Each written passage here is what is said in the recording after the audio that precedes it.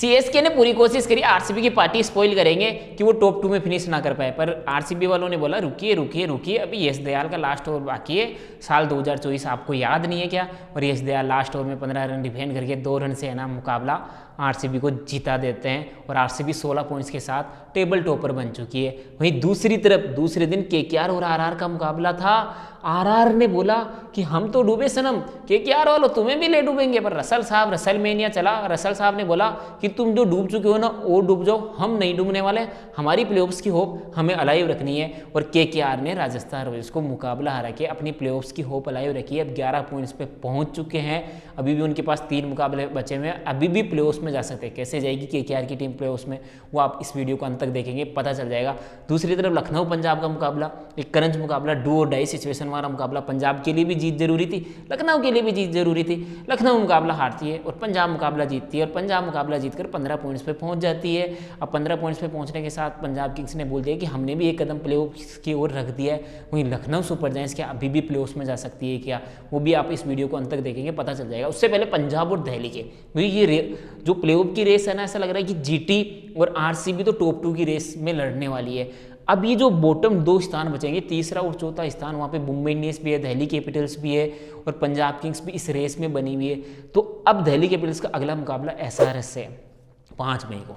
अगर ये मुकाबला दिल्ली कैपिटल्स नहीं जीतती है, फिर दिल्ली कैपिटल्स पे और ज़्यादा प्रेशर बन जाएगा कि वो बाहर हो सकते हैं रेस से, वो फिर प्लेऑफ्स में नहीं जाने वाला। तो हर स्थिति में एसआरएच वाला मुकाबला निकालना ही होगा दिल्ली कैपिटल्स को।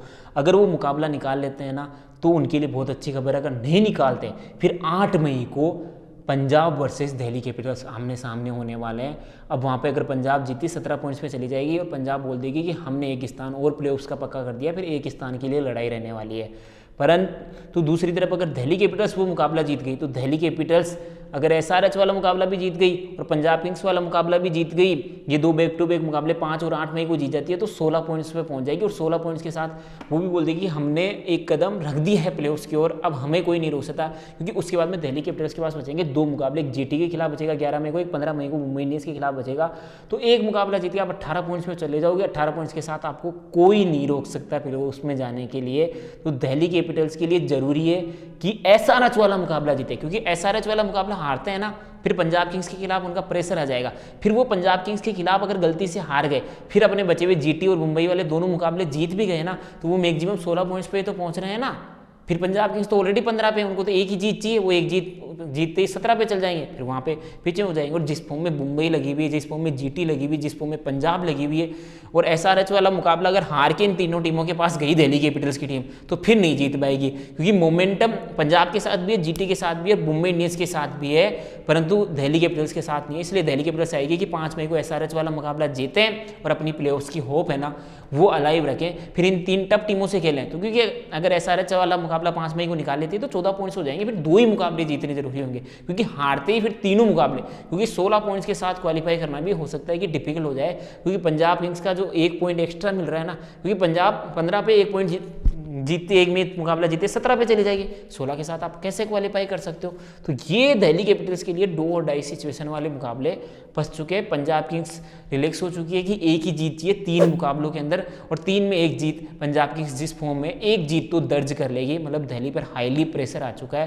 क्योंकि अब जीटी मुंबई में भी टफ है, अगला मुकाबला जीटी मुंबई इंडियंस के बीच में 6 मई को होने वाला है। ये मुकाबला अगर मुंबई इंडियंस वहाँ पे हारती है ना, फिर मुंबई इंडियंस के पास बचेंगे 2 मुकाबले, वहाँ पे एक मुकाबला पंजाब किंग्स से खेलना है और एक मुकाबला फिर दिल्ली कैपिटल्स से खेलना है, तो वो भी शूट आउट मुकाबले। अब जब पंजाब, दिल्ली, मुंबई इंडियंस ये जब आमने सामने होगी ना, इनके लिए हर मुकाबला शूट आउट मुकाबला रहने वाला है। अगर जो टीम जीतेगी वो आगे चली जाएगी और जो टीम हारेगी ना वो बाहर हो जाएगी। परंतु ये तो रहा इन टीमों का सिनारियो कि कौन सा है, क्योंकि अभी भी मुझे लगता है कि आरसीबी जीटी टॉप 2 की रेस में रहने वाली है। पंजाब ने 70 से क्या 80% कर दिया है कि हम 15 पॉइंट्स में आ चुके हैं, हम प्लेऑफ्स में जाने वाले हैं। मुंबई का भी लगभग पक्का है, पर दिल्ली कैपिटल्स क्या ये जो पिछले 6 में से 4 मुकाबले हारी है, क्या अब बाउंस बैक करके जैसे स्टार्ट किया था 4 बैक टू बैक मुकाबले जीते थे स्टार्टिंग में, क्या वो 4 बैक टू बैक मुकाबले जीत सकती है?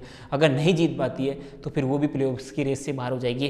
परंतु लखनऊ और केकेआर के क्या चांसेस है? लखनऊ के पास बचे हुए 3 मुकाबले, मैक्सिमम वो 16 पॉइंट्स पे पहुंच सकते हैं।